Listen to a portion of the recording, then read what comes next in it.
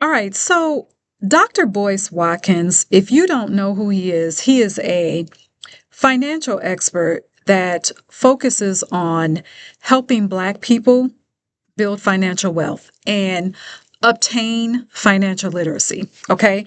He did a video called Is Nicki Minaj a Republican Sellout? And then he says, Not so fast in the title.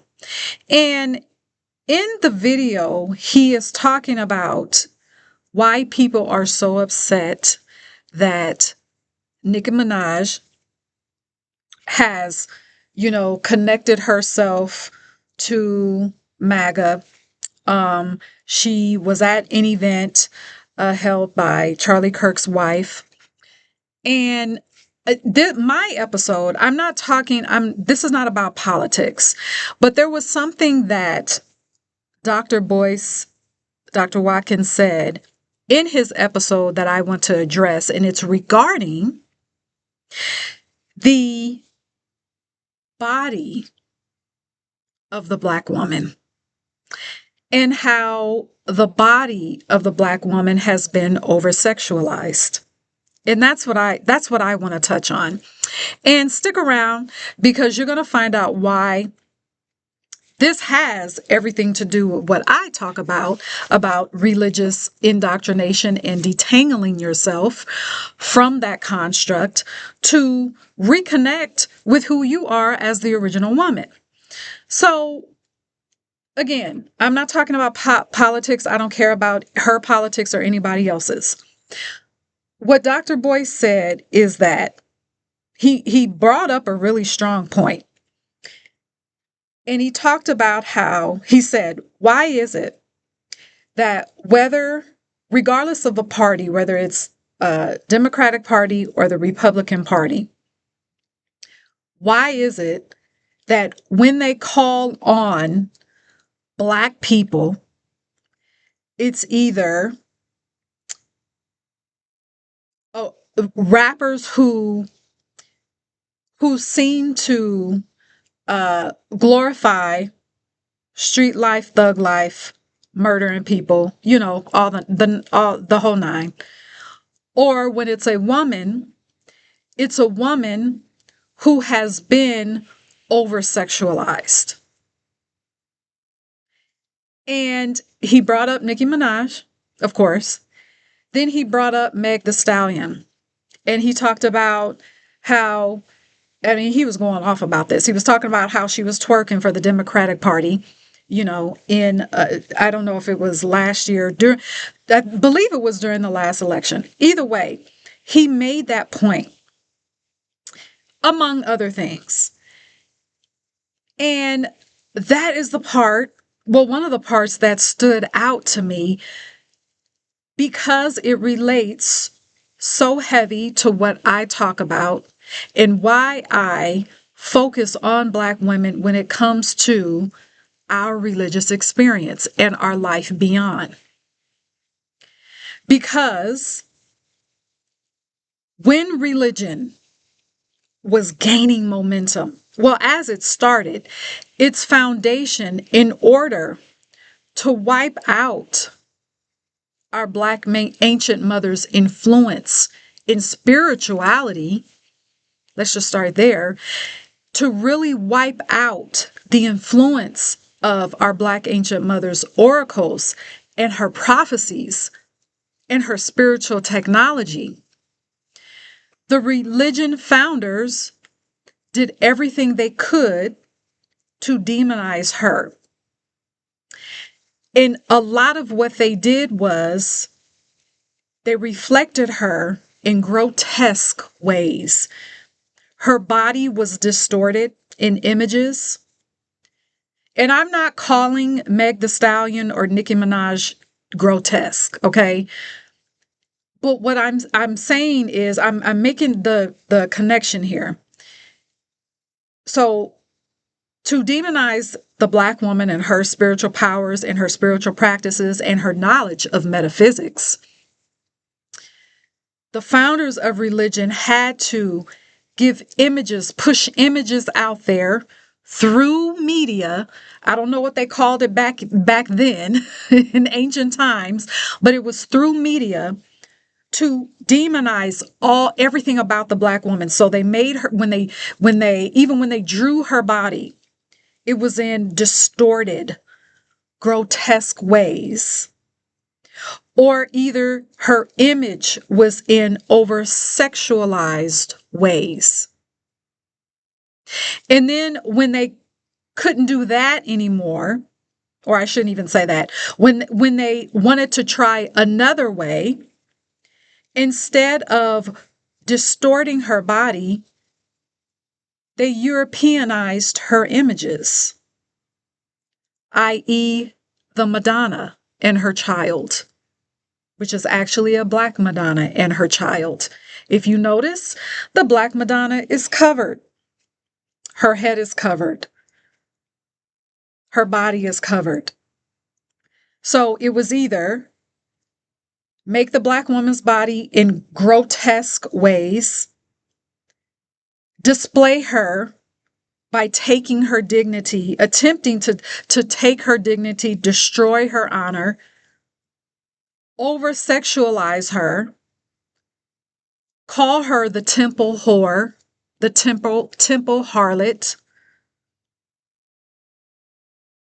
X her out as being less than, or cover her up with Europeanized images. Many of I'm just going to say the Greek goddesses, all of that you see, 9 times out of 10, you're looking at a Sibyl. You're looking at a Black ancient mother. Okay, and I'm bringing that up because this is going on today in 2025. And just like Dr. Boyce Watkins said, the point that he was making is that these parties always use a woman, a Black woman who has been over-sexualized. Now, I don't care. Listen, have your comments, whatever, have your opinions, but this is the connection that I'm seeing, and which is why I'm bringing this up. This is why I talk about religion as a whole, because this is the perfect example of how it affects everyday life. Because it started off with the images that were distorted of Black women affecting society. So because it was so easy for religion to do that, then you have another point of society that says, well, wait, it worked for religion, so let's try it over here. You see how that goes together? And look, I'm going off of no notes here, so I'm taking a risk, okay? This is a very impromptu video, but I had to get it out. So why am I telling you this? Why am I making this connection? Is because when you are navigating, as you are navigating your life after your religious experience, you're reconnecting with your divine rhythm. You cannot underestimate, and it may not even be apparent. It wasn't apparent to me until years later, after I left the church. I didn't realize how the images of the Black woman and the connection and the way that religion covered the spirit of the Black woman up and how it portrayed Black women. I didn't know how much that was affecting me and how much it had affected me while I was under the spell of religion. You cannot underestimate how your religious experience has negatively influenced how you view your own body. In order for you to reconnect with your divine rhythm, which is in your body, because you are a channel of power. You have to learn how to appreciate your body again.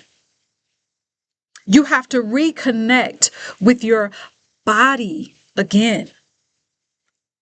You have to give your body reverence. You have to stand in front of the mirror and look at your own body.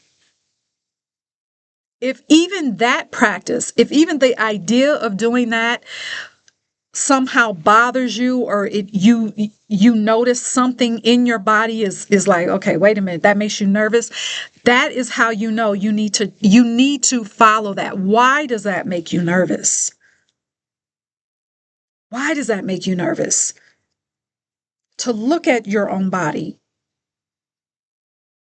to appreciate the essence, to appreciate as you speak that you have rhythm in your body, that vibration that's in your body, that you have creative power in your body, to appreciate your womb and the magic that's in your womb and the sensuality that is in your womb. In order to connect and activate your divine rhythm again, you have to be willing to connect with your body again. And I'm going to say this one more time. This is going to be the last thing I say in this episode. Stand in the mirror. No clothes on. Head to toe. Just look at your body. Maybe put your hand on your chest or on your womb while you breathe. Just do that just for a few minutes. That practice right there, that will help you be even more comfortable to even do that on a regular basis.